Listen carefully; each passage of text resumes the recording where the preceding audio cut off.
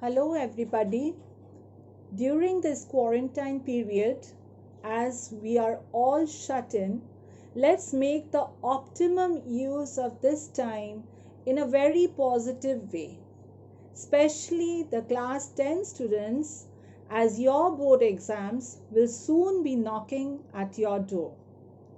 So, today we are going to go through a beautiful short story, Our Runaway Kite, written by a Canadian writer, Lucy Maud Montgomery. Lesson 5 of Bliss from Class 10, where she gives a beautiful account of how a kite reunites the members of a family. And here itself rises our curiosity to know how a piece of paper that just floats in the sky reunites the members of a family. She just also focuses on the value and the importance of relationships. Okay, so then let us start with the story itself. The story starts with an assertion. Now, why do I say an assertion?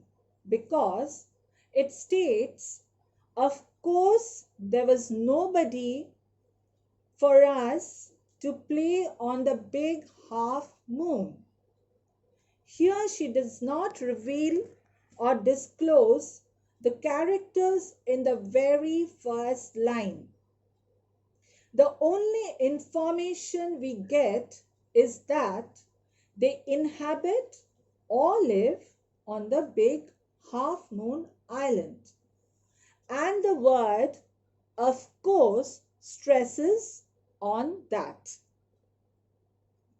The second line suggests, or the second line as we go through it, which is written, we just had to make the most of each other, suggests that they had no option but just to enjoy each other's company, as most probably just a few people lived on that island.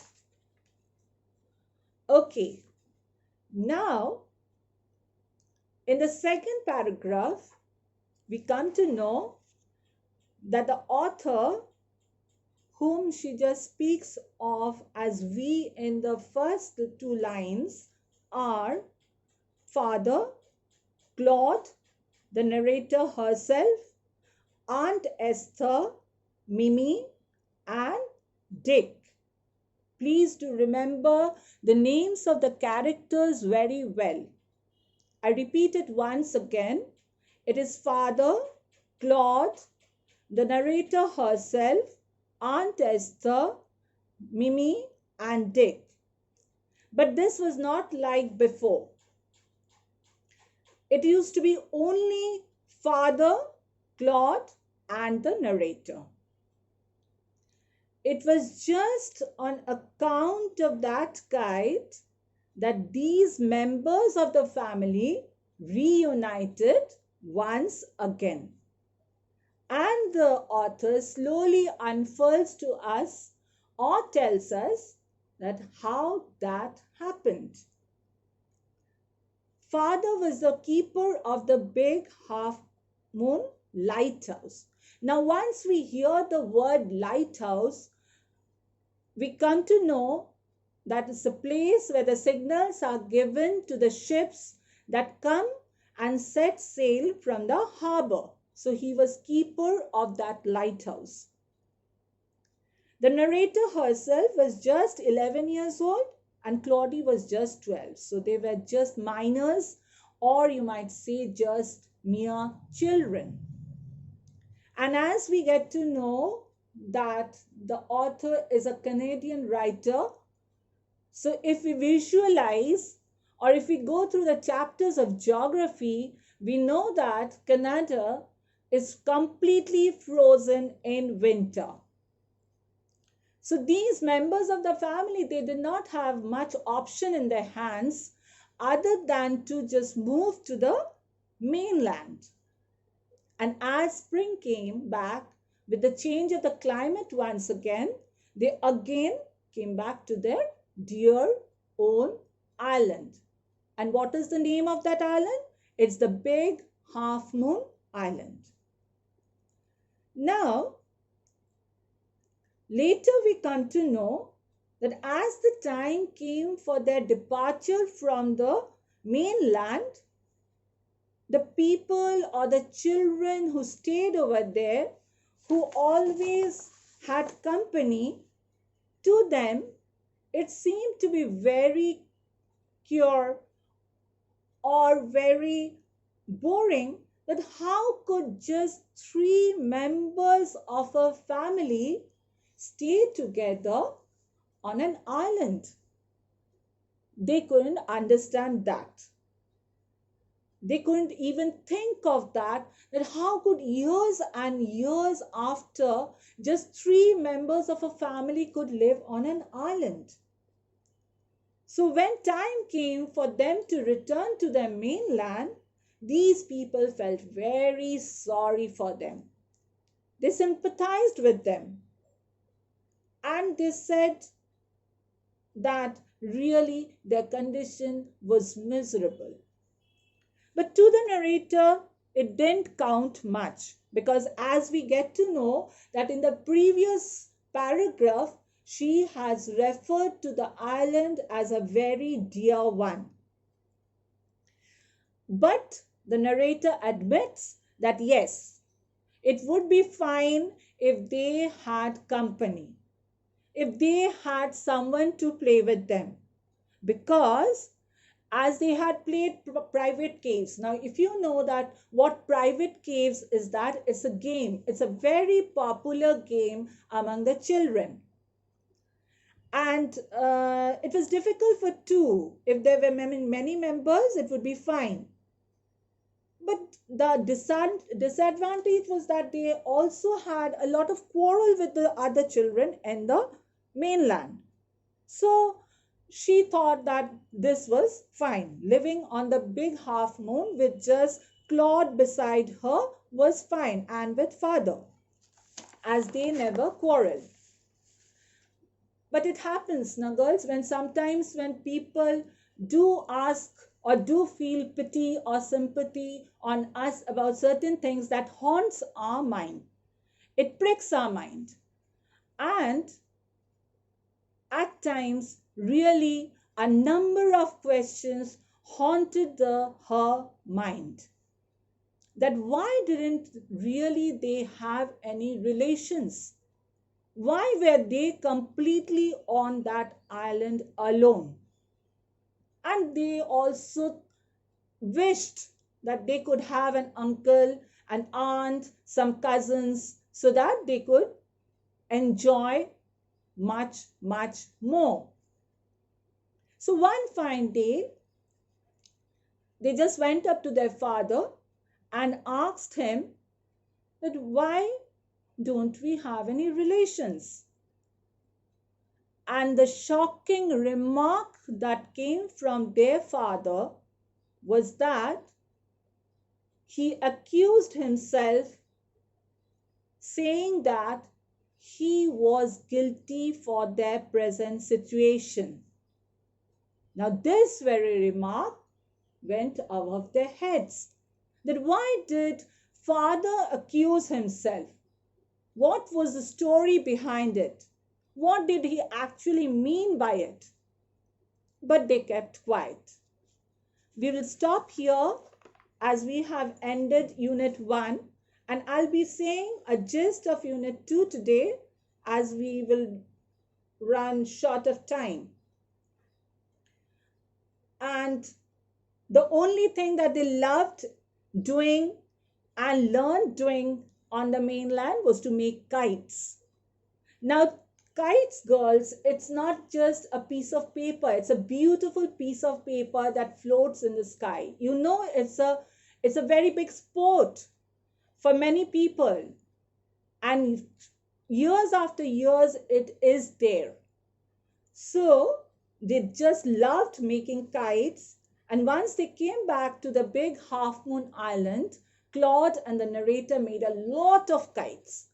And one day they made a very beautiful one with red paper and tinsel stars, and they wrote their name. This is very important to be noted, that they wrote their name, Claude Letty and Philippa Letty, Big Half Moon Lighthouse, their address over it. And we all know what is the most important thing that a kite needs to soar in the sky is the wind. Yes, it's the wind which acts as a catalyst.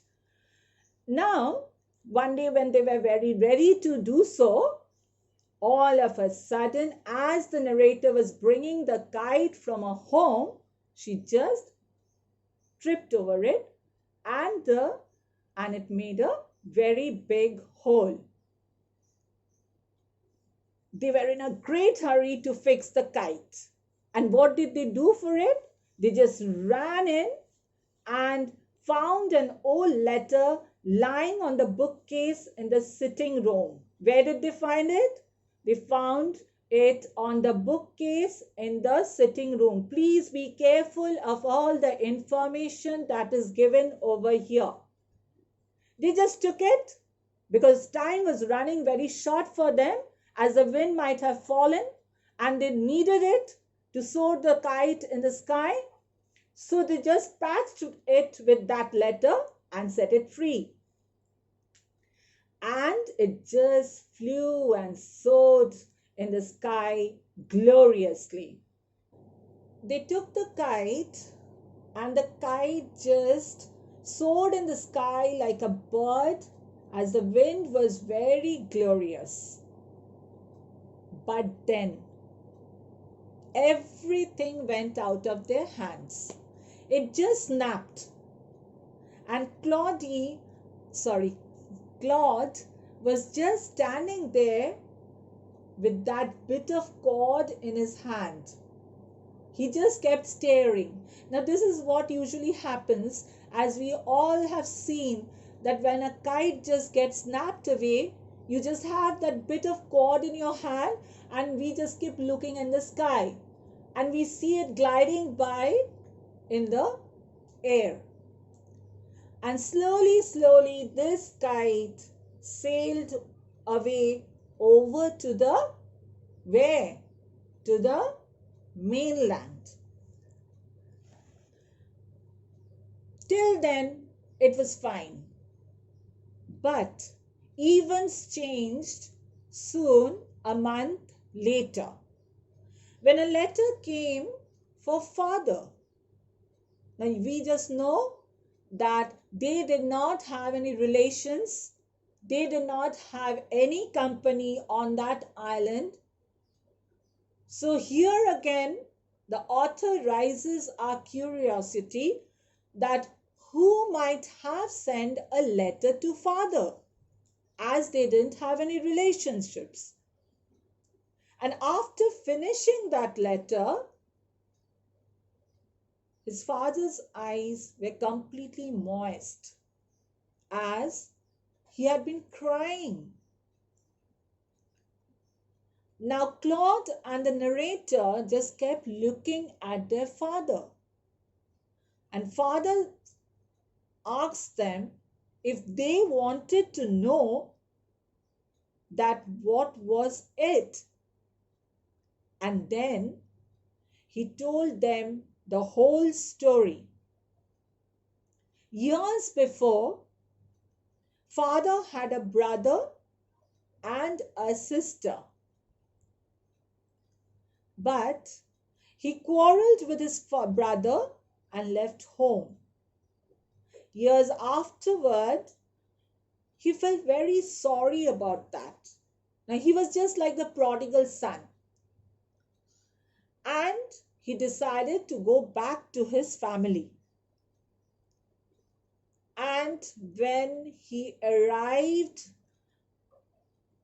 to join his family, grief struck him, because he found there that his brother had passed away and he couldn't find his sister.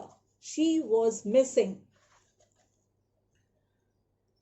Now, the letter that father had then received was from his sister, Aunt Esther, who was the mother of Dick and Mimi. And that after so many years, you can just imagine that from nowhere, a letter was just in the hands of father. And it was none other than his very dear sister Esther, mother of Dick and Mimi. Later, he came to know that she was a widow and she lived hundreds of miles inland. One day, it so happened that when Dick and Mimi were just roaming out in the woods, now I hope that you all know the meaning of woods. Woods means a forest. They all of a sudden found that kite, that very kite that Claude and the narrator had made with their own hands. That very beautiful kite, red color with tinsel stars over it, was just hanging on the top of a tree. It was very attractive. So they just carried it home.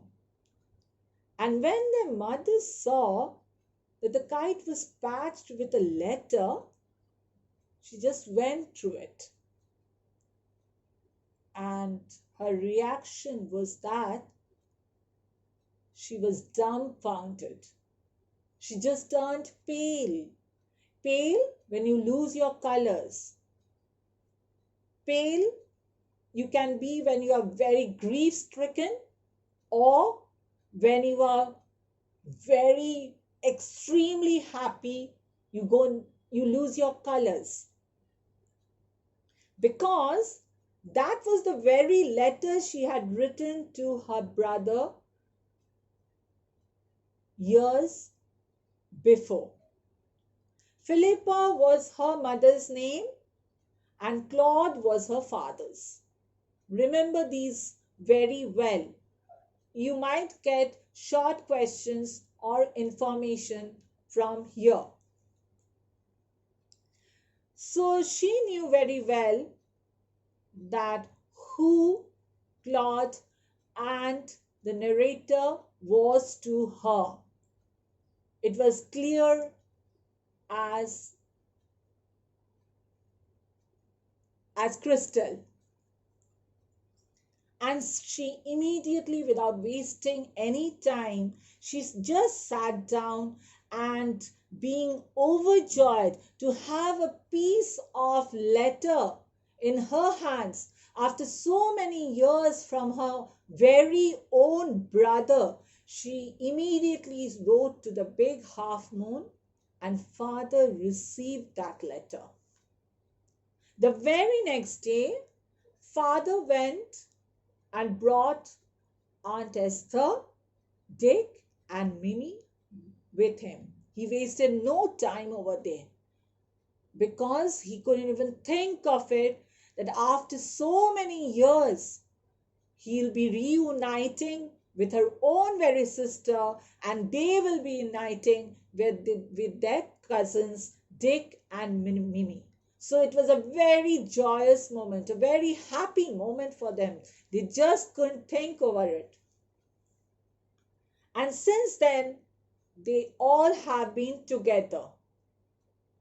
Aunt Esther was a very, very dear person to them. And Dick and Mimi, they too were very jolly. So you can imagine that how life changed for them very beautifully. How from 3 members living on that island, it changed to 6 members of a family, of a beautiful family, and that happened just because of this wonderful kite.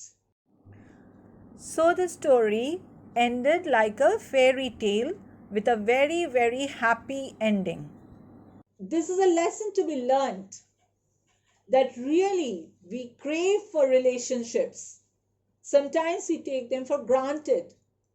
Now that we are all in quarantine period and now that we are all at home, so please do understand that relationships are very, very important. Go through the chapter very well, understand the chapter very well, and in the very next class, we are going to discuss about the important lines and the questions that we get from the chapter because it's a very important piece for you all. Until then, stay well, stay home, stay safe, and goodbye. Thank you.